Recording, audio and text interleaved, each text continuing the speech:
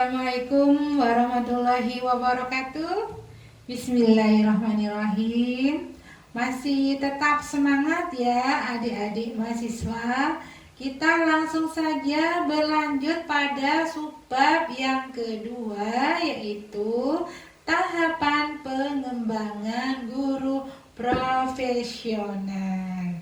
Oke, kita yang sekarang ini merupakan hasil dari pengaruh orang tua, guru, masyarakat, dan lingkungan. Dan siapapun yang hadir dalam kehidupan kita ini membawa pengaruh atau dampak dualitas warna, baik itu yang baik ataupun yang kurang baik. Dan tentunya di sini guru berpengaruh pada perubahan tingkah laku, sikap, pikir, mindset ya peserta didik ke arah yang lebih baik. Maka dari itu seorang guru ini harus memiliki jiwa yang profesional dalam sikap, sifat, tutur kata maupun intelektual ya.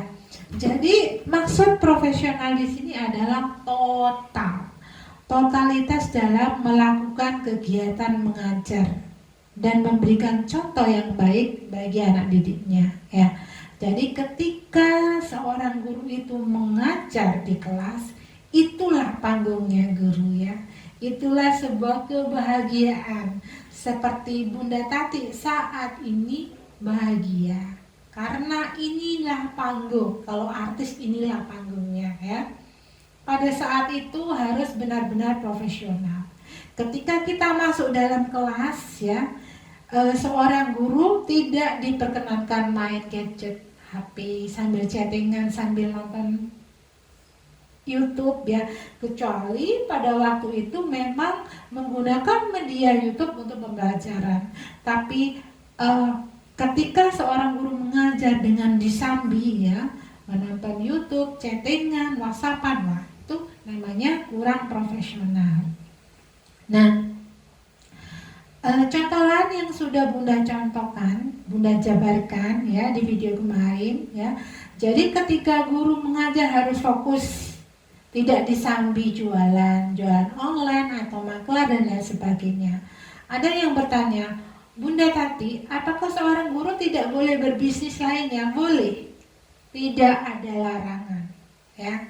Tetapi ketika di luar jam mengajar, bayangkan, misalnya ketika Bunda Tati mengajar Anda di kelas, Bunda Tati membawa es misalnya, Bunda bagikan ke Anda, ayo semuanya beli es buatan Bunda Tati. Bagaimana perasaan Anda? Ya, disitulah terlihat Bunda Tati kurang profesional karena nyambi. Ketika Bunda Tati mengajar, sudah fokus mengajar pada Anda. Jadi boleh mencari rezeki di waktu di luar jam mengajar. Misalnya kalau dosen Sabtu Minggu itu free.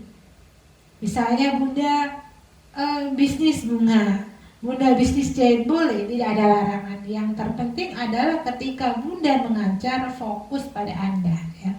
Kegiatan bisnis lainnya tidak mengganggu waktu untuk mengajar ya, itu namanya guru yang profesional ya. Jadi ketika kita menjadi seorang guru profesional, tentunya diharapkan akan bisa membantu sikap, sifat, dan intelektual anak didik kita ini menjadi lebih baik ya. Karena guru itu digugu ditiru ya. Jadi apapun yang kita laksanakan biasanya ditiru oleh murid kita, terutama pada tahapan perkembangan, yaitu di sekolah playgroup, TK, juga SD ya. Di situ peserta didik lebih cenderung ke gurunya ya. Jadi misalnya belajar di rumah tidak sama dengan gurunya, biasanya peserta didik itu tidak mau ya.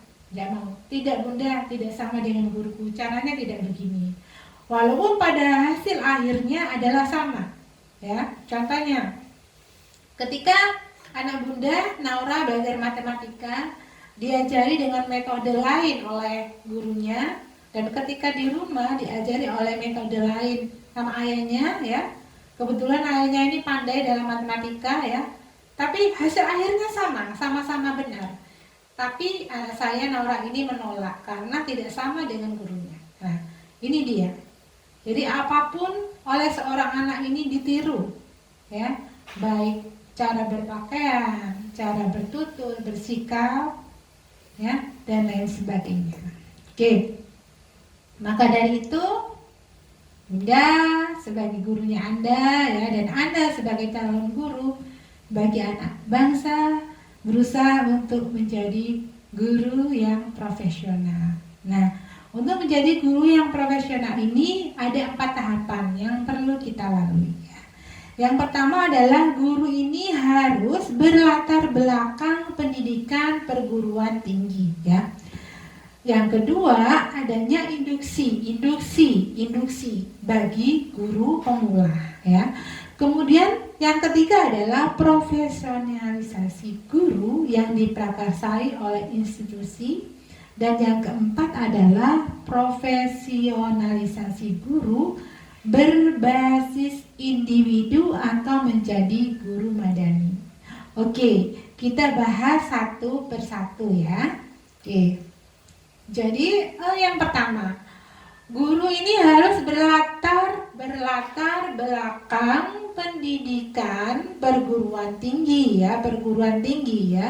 Perguruan tinggi ya, seperti yang telah dijelaskan dalam Undang-Undang Nomor 14 Tahun 2005, yaitu tentang Undang-Undang Guru dan Dosen, dan Peraturan Pemerintah Nomor 74 Tahun 2008 tentang guru, bahwa penyediaan guru ini menjadi kewenangan lembaga pendidikan berlatar pendidikan yang di sini adalah perguruan tinggi.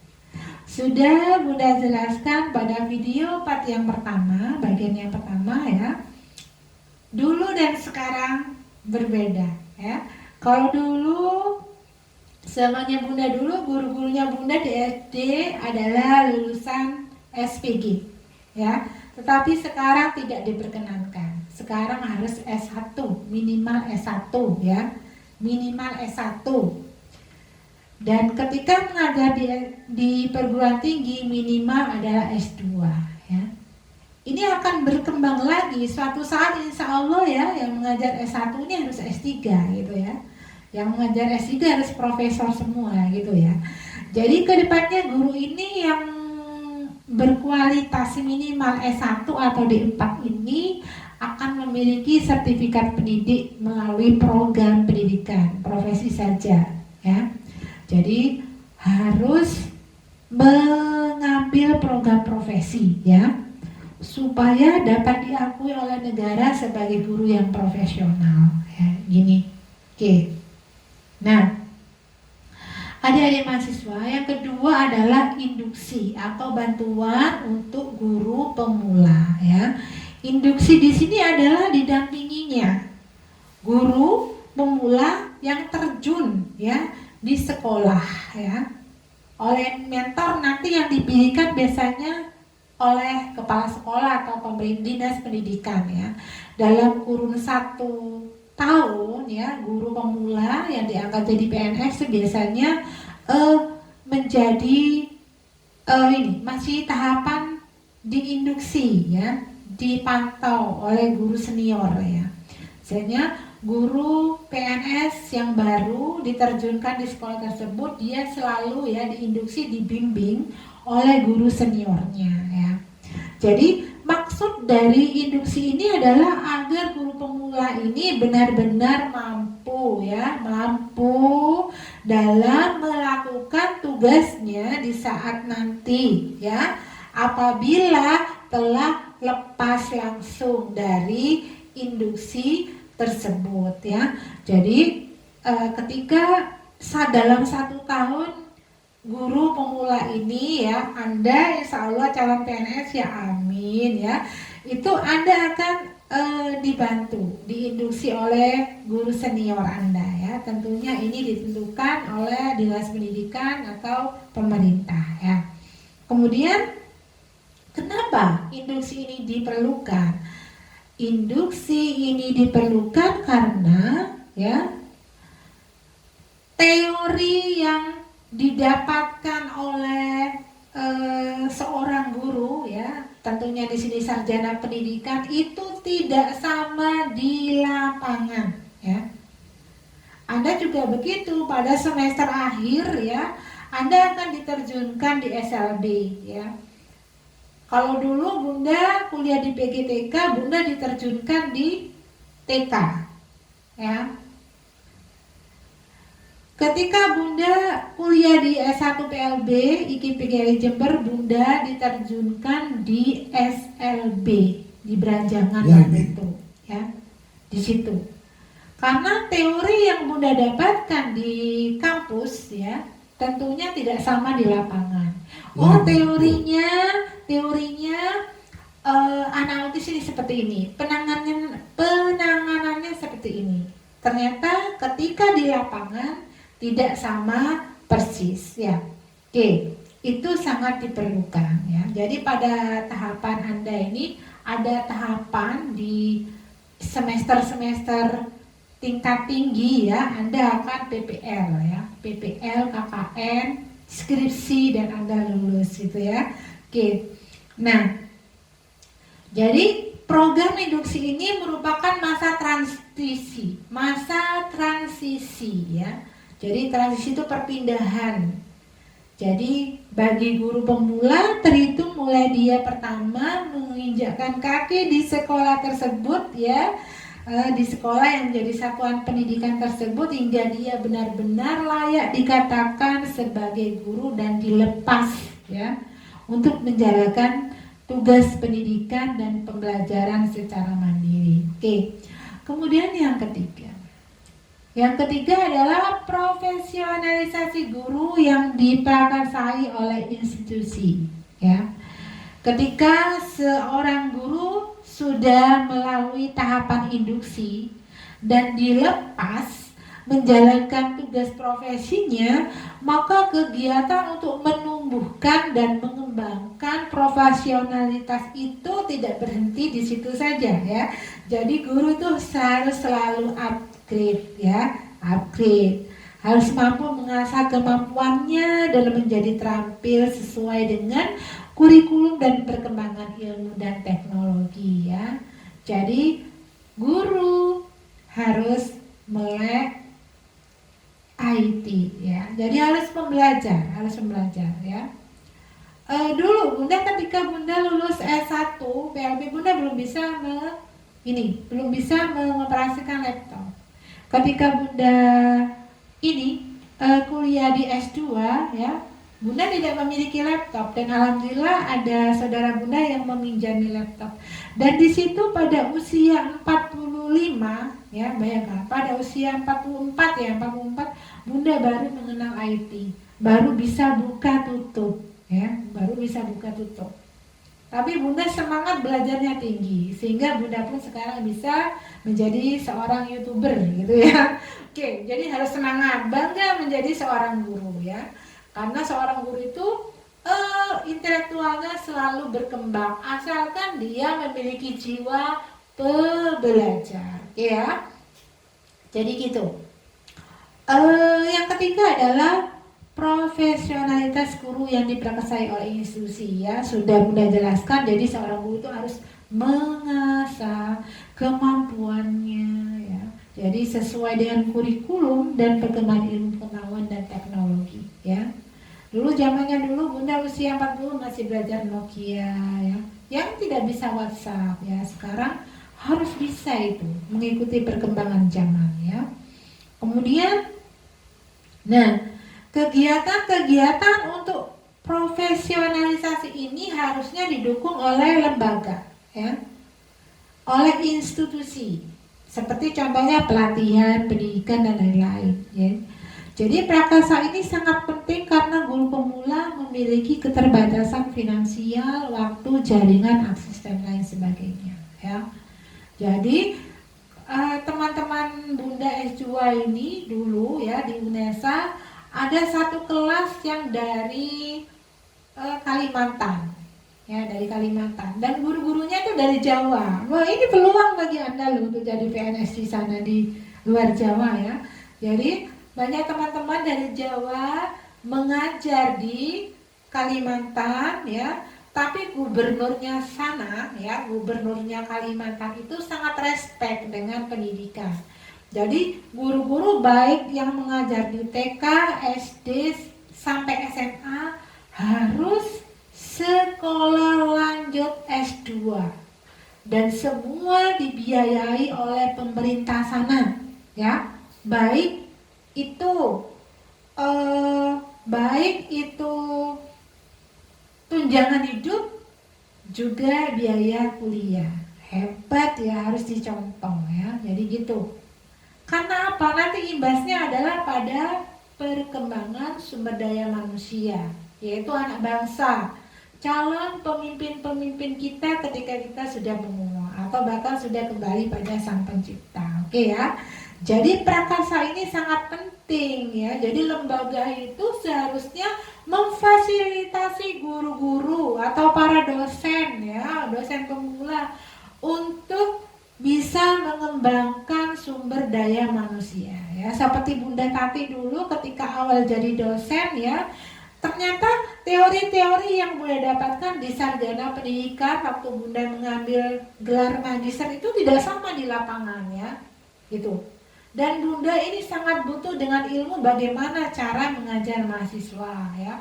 Dulunya mengajar andragogi anak-anak dan sekarang dulunya mengajar pedagogi, maaf kebalik ya, anak-anak, dan sekarang mengajar andragogi.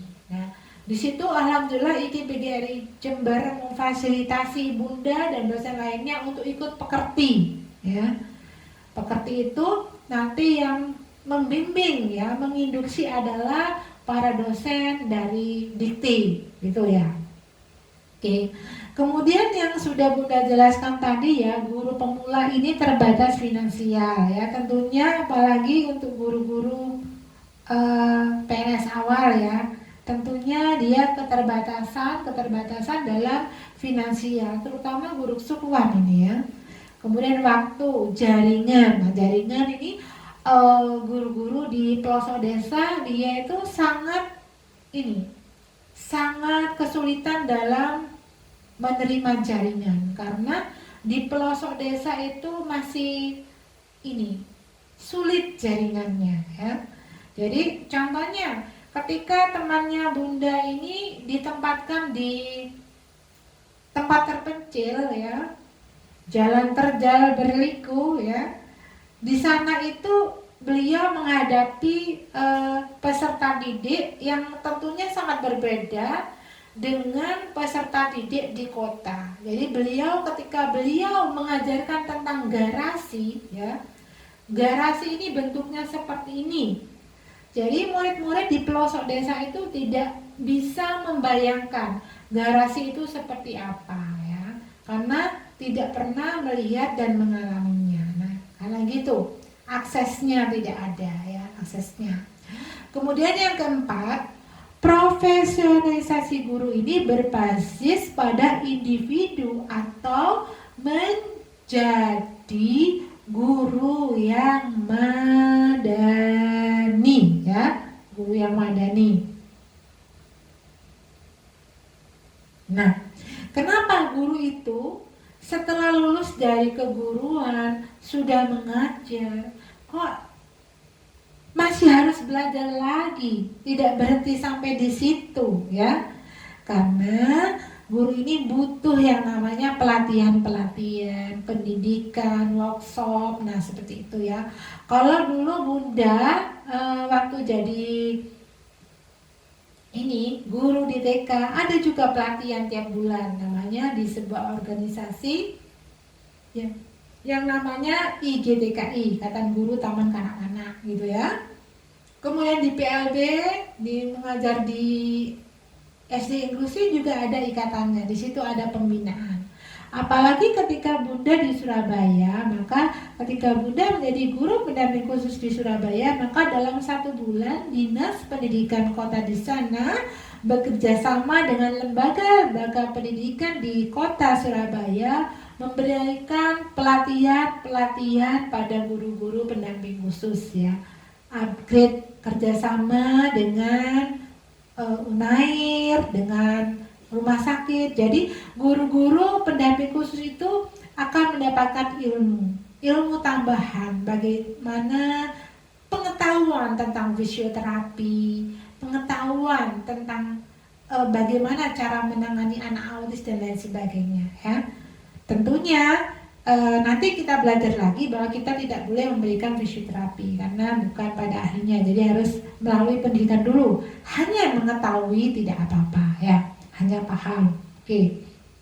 Nah, jadi profesionalisasi guru yang berbasis individu atau menjadi guru madani ini ya, yang pertama tujuannya adalah agar guru ini bisa mengembangkan apa yang telah dia pelajari ya. Dari kegiatan-kegiatan itu akan menerapkan pola, gaya mengajarnya sendiri ya. Jadi gaya mengajar seorang guru itu berbeda ya. Gaya mengajar Bunda dengan dosen lainnya berbeda ya, karena pada dasarnya manusia itu unik dan tidak harus sama ya, begitu ya. Jadi nanti kita mempunyai gaya mengajar sendiri ya. Menjadi diri sendiri itu penting ya, tidak menjadi diri orang lain ya. Jadi ketika guru ini sudah menjadi guru madani, maka dia bisa mengembangkan apa yang dipelajari dan menjadi seorang guru yang memiliki gaya, pola, dan gaya mengajarnya sendiri ya.